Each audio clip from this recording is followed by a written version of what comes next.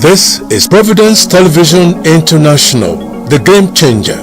Stand by for the next program.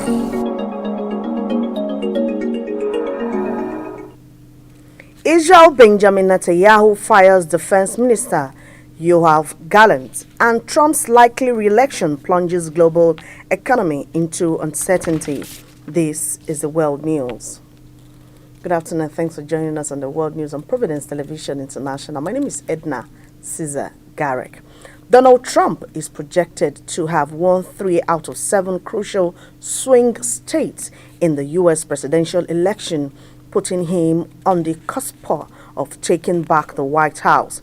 The projected results in 3 swing states, North Carolina, Georgia, and Pennsylvania, come as signs suggest at least one other state is leaning towards the Republican former president.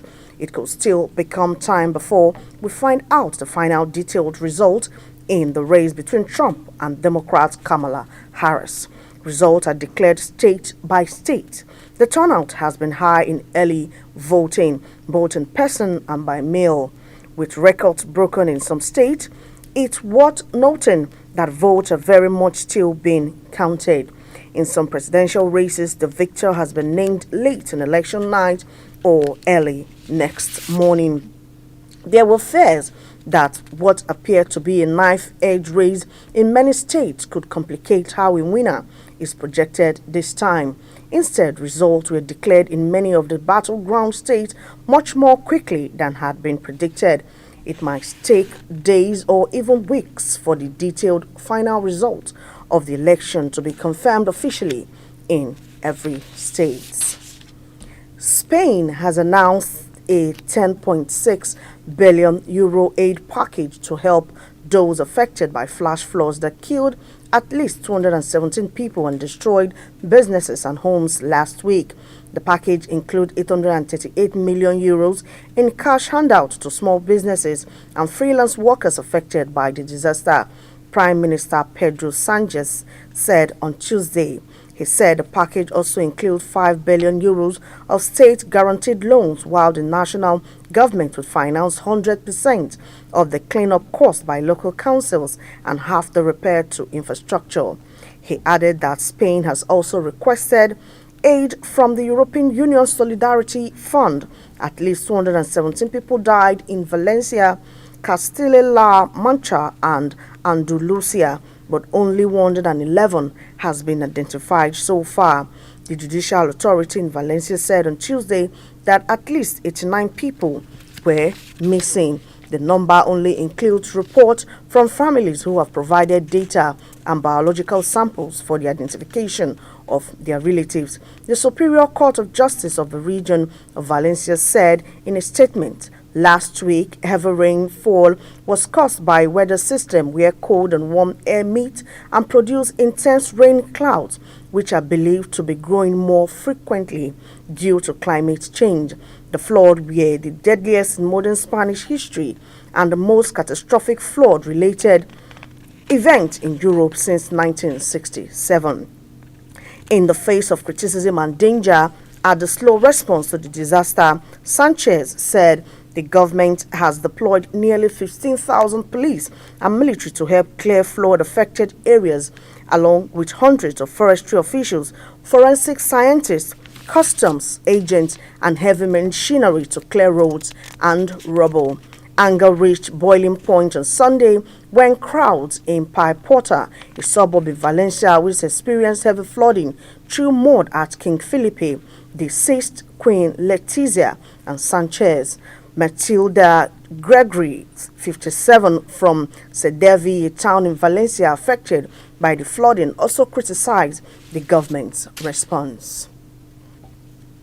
Israeli Prime Minister Benjamin Netanyahu has dismissed his defense minister Yoav Gallant in a surprise announcement that came as the country's fights war in multiple fronts across the region.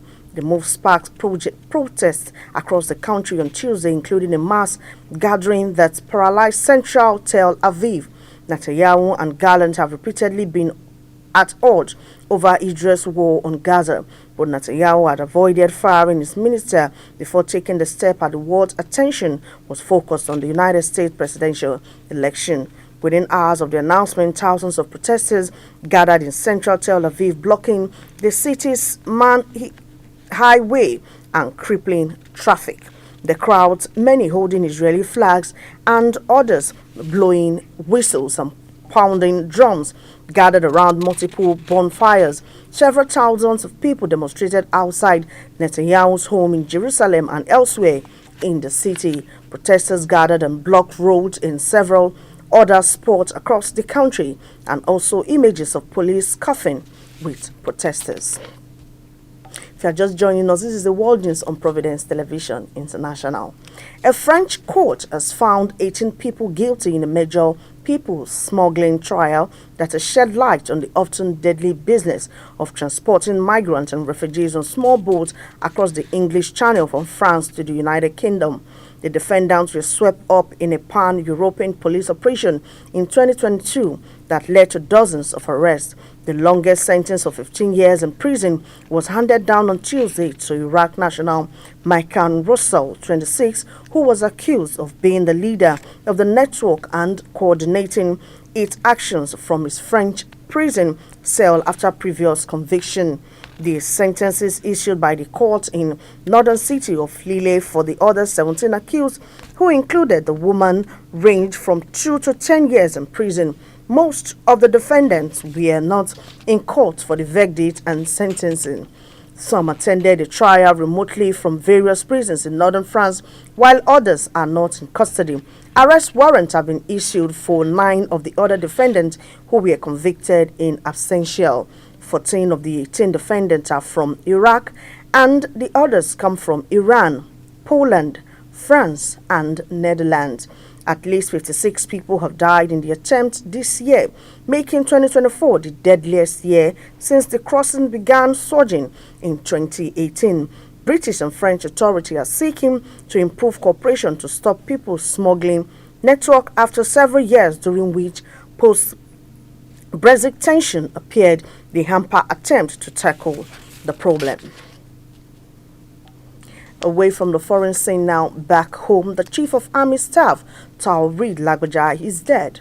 This was confirmed in a statement by the Special Advisor to the President, Bayo Onanuga, on Wednesday. Onanuga said Lagbaja died on Tuesday night in Lagos after a period of illness. President Bola Ahmed Tinubu, Commander-in-Chief of the Army Staff at age 56.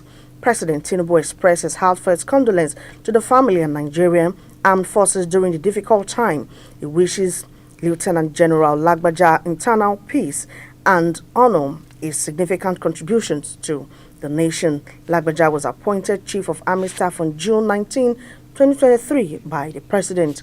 According to the statement, Lagbaja demonstrated exceptional leadership and commitment throughout his service, serving as a platoon commander in the 93 Battalion and the 72 Special Forces Battalion. In a bid to sensitize motorists on the dangers of reckless driving, the Federal Road Safety Corps Edo State Command has embarked on this year's Ember Month sensitization campaign. Ogbebo Ikehua report that this year's campaign is focused on the right of passengers to caution drivers who engage in dangerous driving. The report. Passengers of commercial vehicles have been urged to speak out and caution reckless drivers to help curb the incessant cases of road crashes during the Ember months. The call was made by the Edo State Sector Commander of the Federal Road Safety Corps, Corps Commander Cyril Zangu Matthew, during the Ember Month sensitization kickoff, which took place on Tuesday at the command headquarters in Benin City. Corps Commander Matthew also stated that passengers should report drivers who engage in dangerous driving at checkpoints, stressing that if there are no checkpoints available, such drivers can easily be reported on the toll-free FRSC number 122. Highlighting the dangers of driving recklessly, the Corps Commander urged drivers to desist from overspeeding, tailgating, distracted driving, and driving under the influence of alcohol and hard drugs. Dangerous driving can simply be put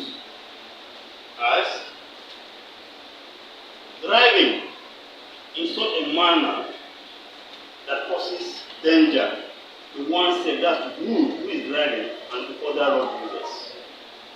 And other road users not just includes passengers, it includes pedestrians, motorcyclists, and all the motoring public. Speed can be seen as dangerous driving. When we talk of speed, meaning you have exceeded that legally approved speed which you are supposed to use while on the highway. Secondly, tailgating, which others may see or call. A commercial driver is on the run after causing bodily injuries to an officer of the Lagos State Traffic Management Authority in Mile 2 area of the state on Tuesday. The last month spokesperson Adebayo Taufik confirmed the incident in a statement on Tuesday. According to Taufik, Lasma operatives had accosted the driver from violating traffic regulations, but he resisted arrest. He noted that in an attempt to evade arrest, the driver sprayed his vehicle, and some of the officers who had taken over the vehicle with petrol set the bus on fire and fled the scene. The last month spokesperson added that the injured officer, who sustained severe burns, was taken to a nearby hospital for medical attention. He stressed that the driver and his assistant who carried out such assault will be brought to book. With that, we've come to the end of the world news. But before we go, a recap. We brought you the story from US, which says Donald Trump is projected to have won 3 out of 7 crucial swing states in the US presidential election, putting him on the cusp of taking back the White House. The projected result in 3 swing states, North Carolina, Georgia, and Pennsylvania, has signed suggests at least one other state is leaning towards the Republican former president. And also Spain has announced a 10.6 billion euro aid package to help those affected by flash flood that killed at least 217 people and destroyed businesses and homes last week. The package includes 838 million euros in cash handout to small businesses and freelance workers affected by the disaster, Prime Minister Pedro Sanchez said on Tuesday. Israeli Prime Minister Benjamin Netanyahu has dismissed his defense minister Yoav Gallant in a surprise announcement that came as the country flagged war on multiple fronts across the region. The move sparked protests across the country on Tuesday, including a mass gathering that paralyzed central Tel Aviv. That's our package. Thanks for watching. Edna Garrett is my name. Good afternoon.